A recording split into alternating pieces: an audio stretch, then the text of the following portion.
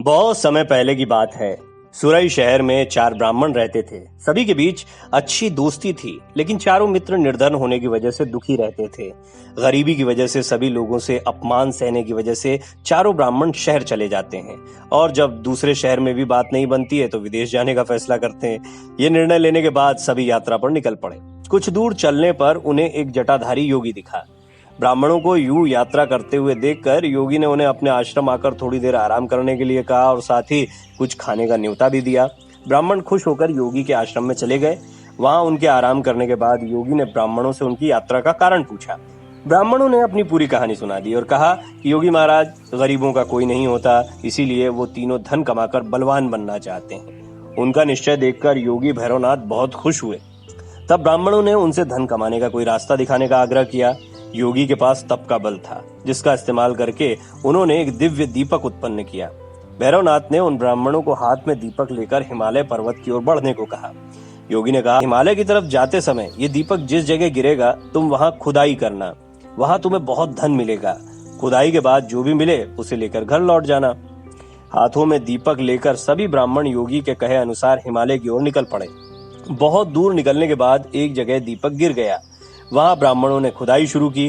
खोदते खोदते उन्हें उस जमीन में तांबे की खान मिली। तांबे की खान देखकर ब्राह्मण बहुत खुश हुए। तभी एक ब्राह्मण ने कहा, हमारी गरीबी मिटाने के लिए तांबे की खान काफी नहीं है। अगर यहाँ तांबा है तो आगे बहुत कीमती खजाना होगा। उस ब्राह्मण की बात सुनकर उसके साथ 2 ब्राह्मण आगे बढ़ गए और एक ब्राह्मण उस खान से तांबा लेकर अपने घर लौट गया। आगे चलते चलते फिर एक जगह दीपक गिर गया।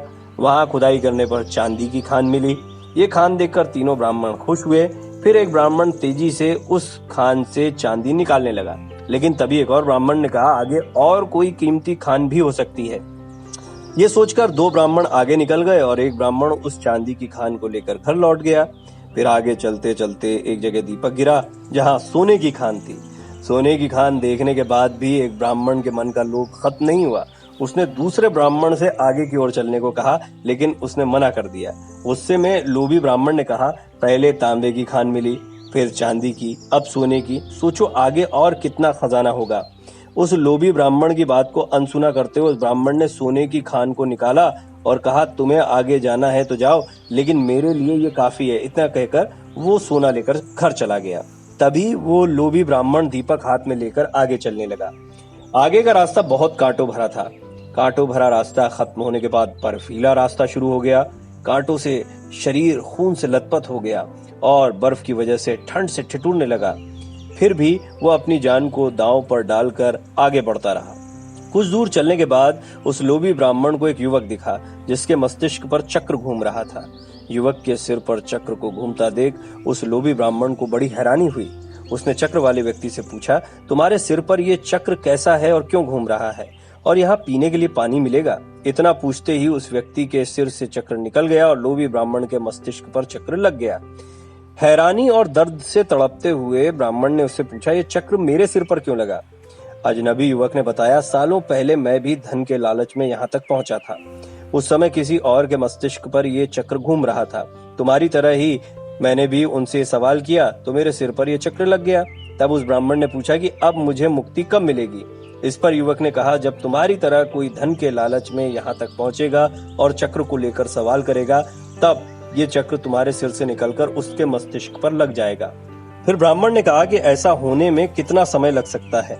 इस सवाल का जवाब देते हुए युवक ने कहा, मैं राजा राम के काल से यहाँ हूँ, लेकिन मुझे पता नहीं कि अभी कौन सा युग चल रहा है।